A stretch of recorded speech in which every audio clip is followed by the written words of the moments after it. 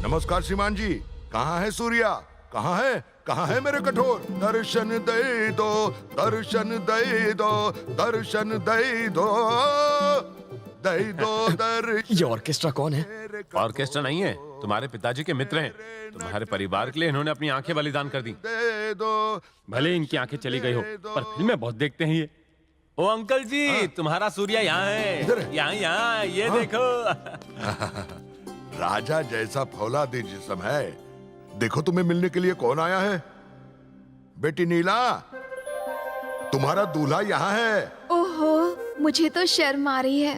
अरे बेटवा इधर तो आओ। अपने लोगों से कैसा शर्माना। अगर तुम्हें शादी नहीं करनी तो उसे भगा दूं। अरे नहीं पापा।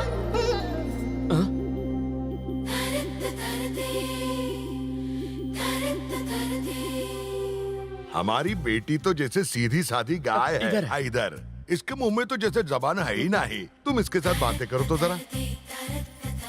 पापा कह रहे थे कि मेरा दूल्हा बड़े शहर से आएगा, बहुत स्टाइलिश होगा, बहुत मालदार होगा, राजघराने का कोई राजकुमार होगा जो मेरी हर ख्वाहिश पूरी करे। लेकिन सिर्फ पैसों से कोई खुशियाँ थोड़ी खरीद सकता है। मुझे तो कोई ऐसा चाहिए जो मुझे खुश कर सके। आप मुझे लूज कैरेक्टर तो नहीं समझ रहे? मुझे हर दूसरे दिन लंबे और चौड़े लड़कों के प्रपोजल्स आते हैं, लेकिन मैं उन सबको फौरन मना कर देती हूँ, क्योंकि मुझे खुश करना उनके बस की बात नहीं। आप मुझे लूज कैरेक्टर तो नहीं समझ रहे हैं ना? मुझे दूसरों के बच्चे बहुत पसंद हैं, पर बच्चों के पापा को मैं पसंद हूँ, तो हम सब ना साथ में मिलकर खेलते हैं। कहीं आप मुझे लूज कैरेक्टर तो नहीं समझ रहे हैं ना? नहीं, बिल्कुल नहीं। पापा ये भी कह रहे थे कि होने वाले दूल्हे के पास नहीं जाना चाहिए। मैं आपके ज्यादा नजदीक तो नहीं आ रही ना? बाप रे, भाई तो इसके सामने कुल्फी की तरह जम गया है। ये तो इसको चाट चाट के खा जाएगी। मुझे ना एक डाउट है। कहानियों में तो राजकुमार बहुत लंबे और चौड़े होते हैं, लेकिन तुम इतने पिद्दे से क्यों हो? देखो ये दिखते बहुत छोटे हैं, लेकिन इनका बहुत बड़ा है। मेरा मतलब दिल। ओह, अच्छा मुझे एक बात बताइए, आपको तलवार चलानी आती है? देखिए इन्होंने तलवार तो नहीं चलाई, लेकिन जरूरत पड़ने पर सीख लेगा। फिक्र मत कीजिए, मैं आपको सब कुछ सिखा दूंगी। जब भी जरूरत हो आवाज लगा देना। कैसे? नीला और मैं हाजिर हो जाऊंगी। ओके, समझ गया। आवाज जरूर लगाना। हाँ,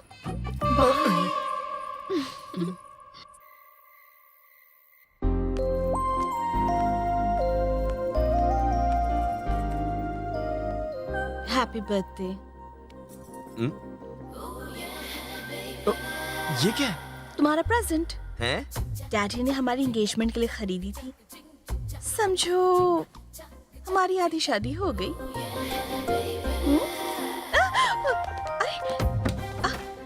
क्या कर रहे हो? आधी शादी हो गई है तो आधा प्यार भी कर ले। सच कह रहा हूँ, आधा ही प्यार करूंगा। छे, शादी तक रुक नहीं सकते? अब शादी में क्या प्रॉब्लम है? मुझे तो फैमिली भी मिल गई है। हाँ?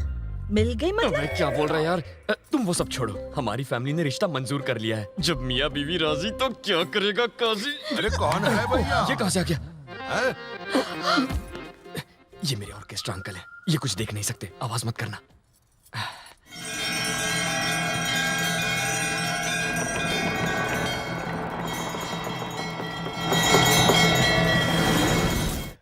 वाह वाह वाह, करो करो, पूजा करो। है आरती उतारूं, आरती उतारूं। आरती उतारू पर काहे रुके हो? आगे तो बढ़ो। आगे बढ़ने की परमिशन नहीं है अंकल, इसलिए आगे नहीं बढ़ सकता। अब पूजा करने के लिए काहे की आरती परमिशन? उतार। राजकुमार! ये आफत भी आ गई। राजकुमार निकलो यहाँ से। सूर्या, अरे क्या कर रही हो? सूर्या तो अभी पूजा कर रहा है, उसको डिस्टर्ब नहीं करो। हैं? आ गया, आ गया। चलो हम साथ में करते हैं ना पूजा। चलिए ना। हाँ, दोनों साथ में करो। मेरे फ्रेंड्स कहते हैं कि लड़कों को पायल की आवाज बहुत लुभाती है। तुम्हें भी ये आवाज लुभा रही है ना? ये जगह खाली है ना? सच सच बोलो।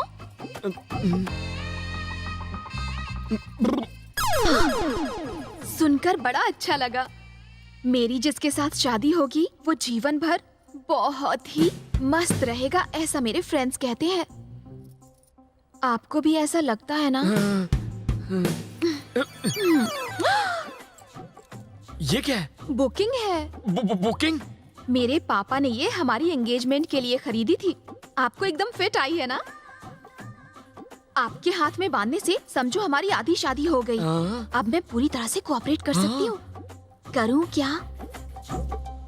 करवा लो। मैं कुछ नहीं कर सकता, अभी मैं छोटा बच्चा हूँ। ये क्या बच्चों जैसी बातें कर रहे हो? तुम्हें तो शादी के बाद धड़ाधड़ बच्चे पैदा करने हैं। हमें पूरी की पूरी क्रिकेट टीम बनानी है यहाँ। अच्छा, आप कुछ बात क्यों नहीं कर रहे हो?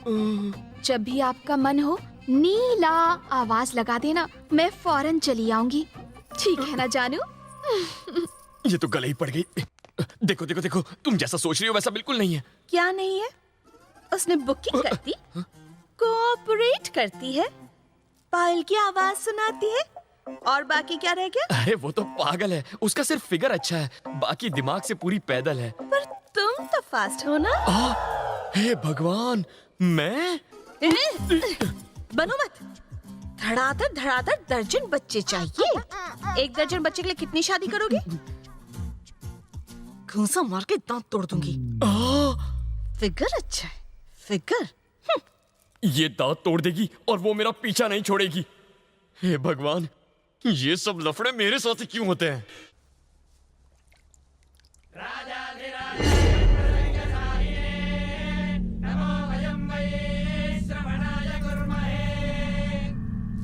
महाराज, संक्रांति आ गया है, युद्ध का आमंत्रण भेजना है कि नहीं? राजकुमार सूर्या,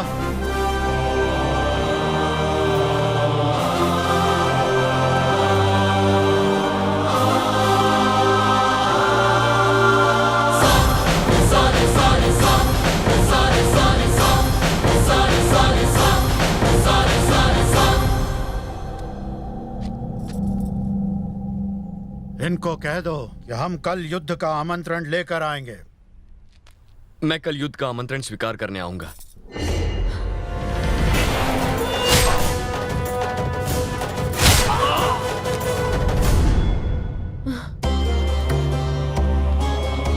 दीर्घायुष्मान भवा।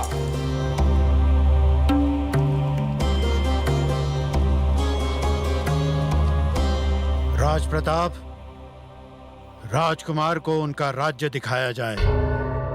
आप भी चलिए, सैर हो जाएगी। तुम अकेले जाओ। अकेला क्यों जाऊं? अरे बाप रे, ये रथ क्यों ला रहे हैं? हम गाड़ी में जाते हैं ना। रथ में सवार हो जाओ।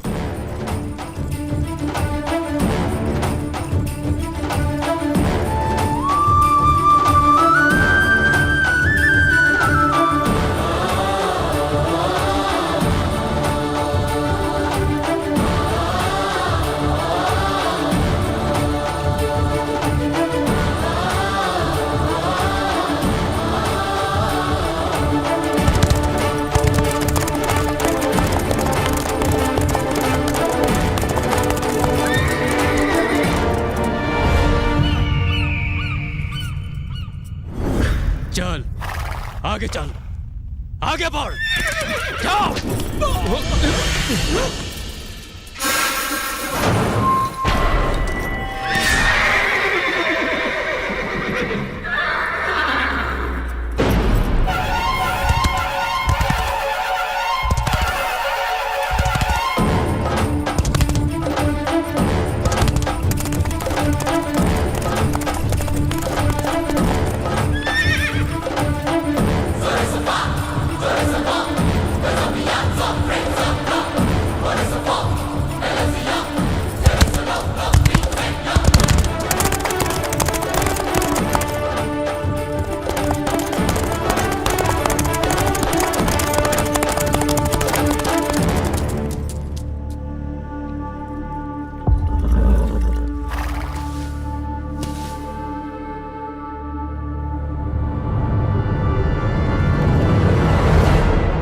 ये कौन है रे? सूर्य नारायण प्रताप।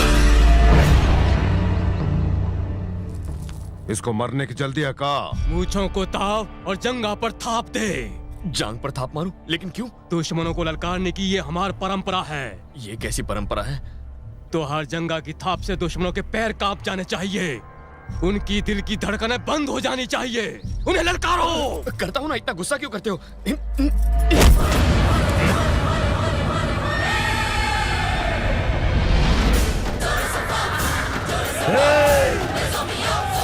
रुको रे। कल मंदिर में हमारी मीटिंग है ना, बुझने से पहले लोग बहुत भड़कती है, बुझा देंगे हम।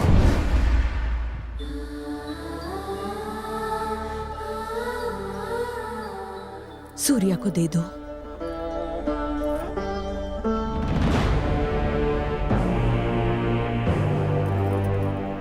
वो लड़का हमारे घर में हमको ललकारता है, उसका कटा सिर चाहिए हमको।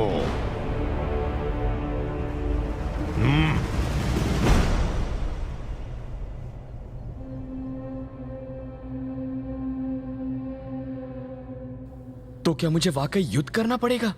आज ही के दिन के लिए तुम्हें 25 साल तक छुपाकर पाला गया था।